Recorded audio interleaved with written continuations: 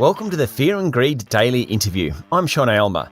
We spoke recently to Scott Haslem, the Chief Investment Officer at Crestone Wealth Management, about the outlook for growth around the world. He made a lot of sense, which is why I wanted to talk to him again today about a topic that desperately needs a bit of sense injected into it, at least from my point of view: cryptocurrencies. Every day, there are more stories about wild fluctuations in prices, with a single tweet from Elon Musk able to send Bitcoin crashing, while another currency that was started as a joke soars. But we're seeing more people investing in cryptocurrency despite the volatility, and more businesses are recognizing it, particularly Bitcoin, as a legitimate means of making a payment. On the other hand, you have China repeatedly warning against the use of Bitcoin, which isn't recognized by central banks.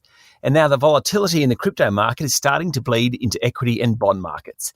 You can see why I'm keen to get a rational perspective on it all. Scott, welcome back to Fear and Greed. Hey, Sean. Good to be with you again. Are you a rational economist before we go any further here, Scott? I'd like to think so, but I think that doesn't. I think that rationality is always sort of subject to imperfect information. So I suspect with cryptocurrencies, we haven't yet got all that we need to know. So where do we start? What the big picture with cryptos? Should we be thinking about cryptos as part of an investment portfolio? What's your take on them broadly? Well, I think there's a number of points here. I sit in a lot of meetings with crypto advocates and people that spend a lot more time than I do, and most people do, looking at this space. So it is highly technical, and many would argue that even some sort of tech-savvy CEOs of EV makers don't really fully understand what's going on in the space. So I think even I find myself struggling to keep up when you get into the detail of the use cases for various cryptos, the applications and protocols in DeFi or decentralized finance, and all of the tracks and trails upon which lots of these different crypto opportunities are built and strengthen each other.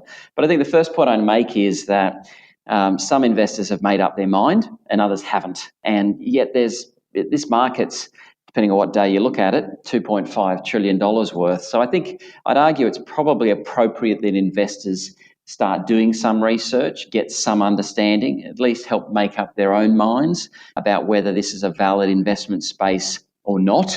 Clearly, some think not. Some think this is reminiscent of the 17th century tulip bubble. Others are more willing to consider that as we increasingly transition from a physical to a digital world, these assets or coins and applications are going to be persistent into the future. So it's important, I think, for investors to start thinking about them. In terms of the second and the other point I'd make is that if one can get sufficiently comfortable, then like all investments, they have to be sized correctly. And this requires a consideration of pretty standard factors like return expectations, which in most cases include zero income, much like gold. The cryptocurrency's volatility, which in this case, as we've been discussing, can be eye-watering, and we've certainly seen that this month. And then, what sort of diversification benefits these assets or potential assets can bring to a portfolio? Do they behave differently to other investments? So when you've done that analysis, and we've done it around gold, and other people have done it around crypto, and together all these metrics point to, at the moment, to an allocation that would be relatively small, probably close to 3% or not exceeding 5%. Right, but I mean that's still a chunk of money going into these sorts of assets. Yeah, yes, it is. But again, I'm assuming someone's done their research and come to the conclusion that they think that they're no longer agnostic, that this is an investment that they're keen to be exposed to. Yeah, I mean, as you said, it's $2.5 trillion, so there's money in it. Is it more of a market being invested in by institutional investors or retail investors? Well, I think over the last few months or this year largely, I think we have seen an increasing amount of institutional investment. And obviously the advocates in the space would argue that a lot of this investment is legitimizing the crypto space. So we are seeing more money flowing into it. But I suspect there's also a bit of risk management going on there for a number of institutions or investors from the perspective that if this is a legitimate investment space, and certainly there are advocates who think Bitcoin still can go 3 or 4 times or Ethereum can go 10 times, from a risk management perspective, having a small exposure to these types of investments certainly resonates with some institutions. Stay with me, Scott. We'll be back in a minute. My guest this morning is Scott Haslem, Chief Investment Officer at Crestone Wealth Management. The last couple of weeks, there's been a few things that have happened. The People's Bank of China warned against using Bitcoin and other cryptos. Sort of reading between the lines there, it sounds more like they want to understand flows of money. And the Biden administration last week talked about taxing crypto movements for more than 10,000. It's running into problems around energy usage. These sorts of headwinds, potentially that will work against them as an investment? Yeah, look, I won't comment on China per se, but I think at the simplest level, in the same way that investors and analysts are going to have different views on the space, so are the authorities around the world. As a means of exchange, they're going to have different views about that. They're going to have different views around whether it's a store of value. I'd argue there are additional considerations for authorities everywhere, and this is why we're seeing many central banks, including the RBA, doing their own sort of due diligence on central bank digital currencies. My point would be that, one of the bull points pushed by the crypto advocates is that both the security and the anonymity of transactions. So it's not surprising that regulators would have some concerns about a whole range of issues, from taxation, from anti-money laundering, all of those sort of issues. Yep. Governments and central banks have an incentive to support traditional fiat currencies or paper currencies, given it's their job to manage them, and they derive revenue from them. Yeah. Can you explain to me the idea? They talk about mining cryptocurrencies and the energy used for that. And so it's actually running into environmental challenges, some of these cryptocurrencies, but I don't quite understand the whole concept of mining. Is it just the energy used to run the system? It depends on the type of cryptocurrency. So there's a whole lot of cryptocurrencies out there. I think there's in excess of 8,000 cryptocurrencies, and many of them just have been created and have unlimited supply. One of the advantages of some of the cryptocurrencies, and certainly one of the first ones in the space, Bitcoin, is the way they are designed, and the blockchain technology that underpins it is a sort of a ledger-based system where a whole lot of validation of transactions is going on. And I'm going to apologize to all the crypto fanatics. This is not going to be a great explanation. But basically, as you validate ledger transactions, you earn. And as you earn, you then get enough to mine a coin.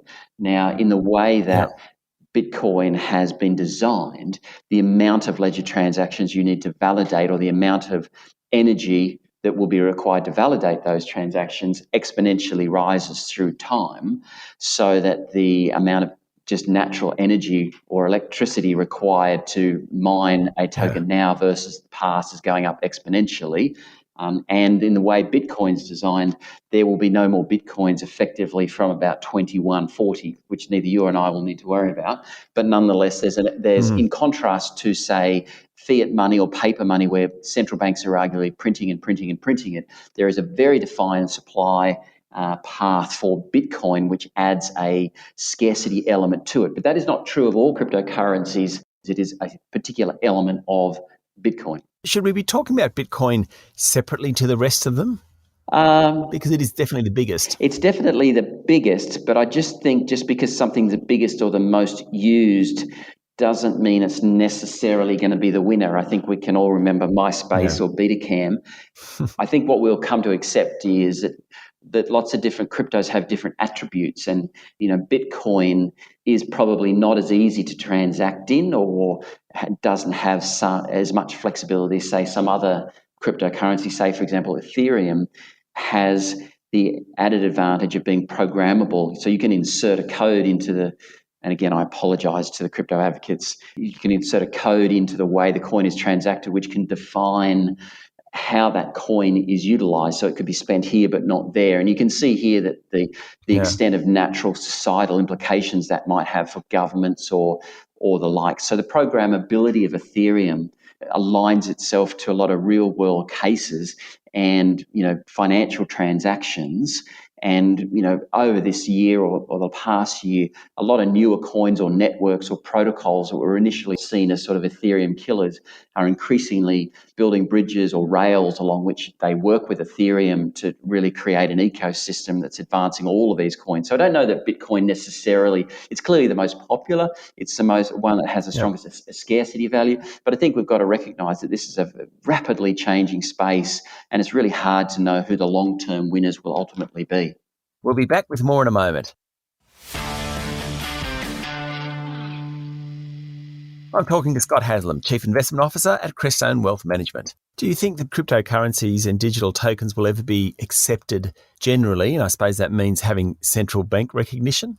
I suspect that given the technological advantages, I think we'll evolve to a world where potentially a lot of these applications and underlying technologies will be sitting in the background of financial providers. Applications and underlying technologies will be sitting in the background of financial providers. Whether or not we talk about them or we actually see them, or whether when we're transacting with a financial institution, maybe in our typical bank account full of fiat money cash, and we're transacting with someone, but in the middle there's transactions going on in cryptocurrencies that allow secure, immediate and much more seamless transactions, we may not see them. I think that's where you're seeing this enabling of technology and transactions through time. So look, I think ultimately I suspect we will see central bank digital currencies in existence.